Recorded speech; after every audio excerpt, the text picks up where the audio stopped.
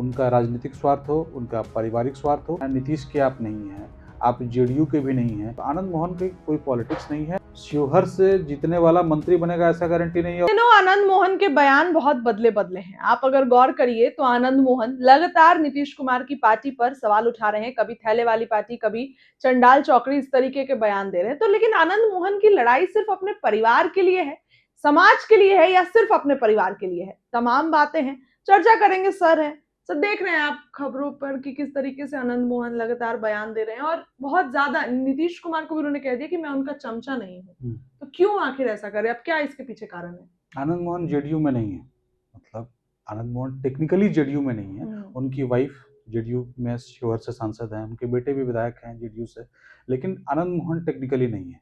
तो आनंद मोहन अपने जो भी बोल रहे हैं वो सिर्फ और सिर्फ अपने स्वार्थ के लिए बोल रहे हैं। उनका राजनीतिक स्वार्थ हो, उनका पारिवारिक स्वार्थ हो, या जो भी हो, आनंद मोहन का हर बयान उनको किसी भी अपने समाज से मतलब है, ना किसी और चीज़ से मतलब है।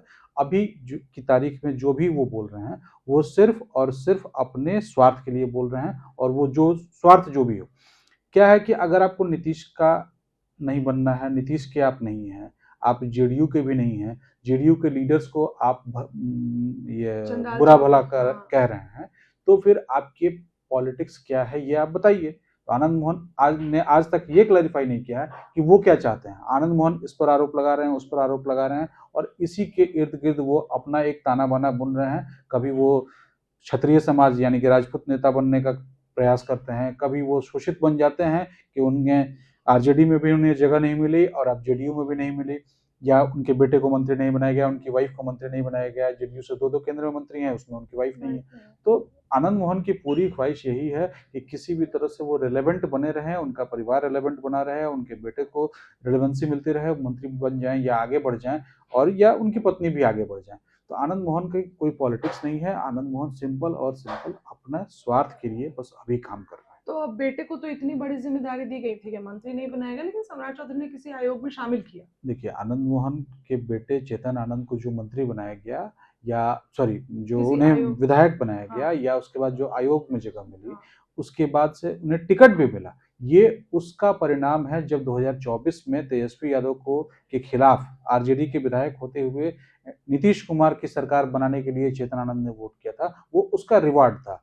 सीट बदल दी गई लेकिन उन्हें उसका मतलब जीत गए। हाँ, सीट बदल दी गई लेकिन उन्हें टिकट मिल गया, जेडीयू का टिकट मिल गया। ये रिवार्ड था उनको। जीत जाने के बाद से जरूरी नहीं था कि मंत्री बनाया जाए। जेडीयू अपने कितने राजपूत विधायकों को मंत्री बनाएगा? देसी सिंह पहले से हैं, तो मतलब उनको इस चीज का गम है कि जो पहली बार शिवहर से जीता श्वेता गुप्ता, उनको बना दिया गया। तो श्वेता गुप्ता और चेतन आनंद में बेसिक उनकी कास्ट डिफरेंस है। शिवहर से जीतने वाला मंत्री बनेगा ऐसा गारंटी नहीं है, और आनंद मोहन का बेटा होगा तो भी मंत्री बनेगा इसकी भी गारंटी नहीं है।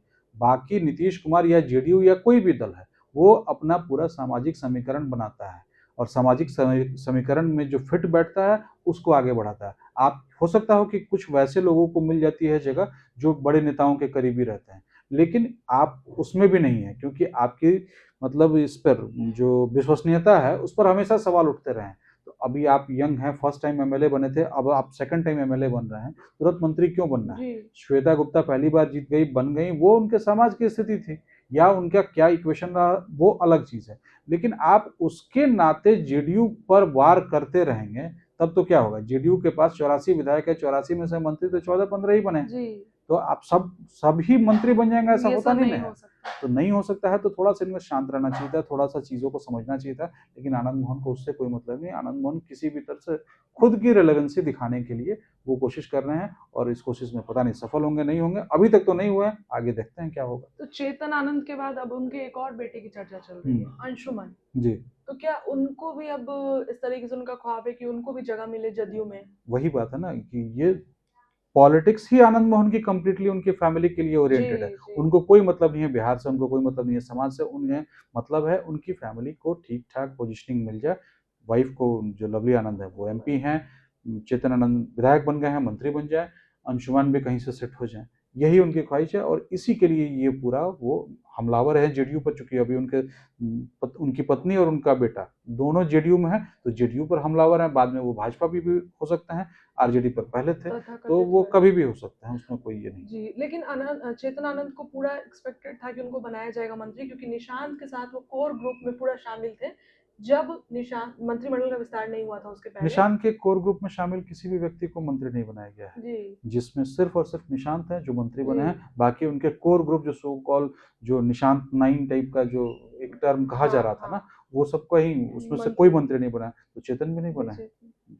चलिए देखिए, चेतन आनंद को मंत्री तो नहीं बनाया गया और अब उम्मीद भी नहीं है मंत्री बनने की, लेकिन अब दूसरे बेटे के लिए जो आनंद मोहन है वो प्रयास जारी किए हुए हैं। हालांकि नीतीश कुमार भी इसका इलाज कब ढूंढ लेंगे ये भी आने वाला समय बताएगा, लेकिन इस डिस्कशन के लिए फिलहाल इतना ही। आपको क्या लगता है अपनी राय रखिए। बहुत बहुत धन्यवाद।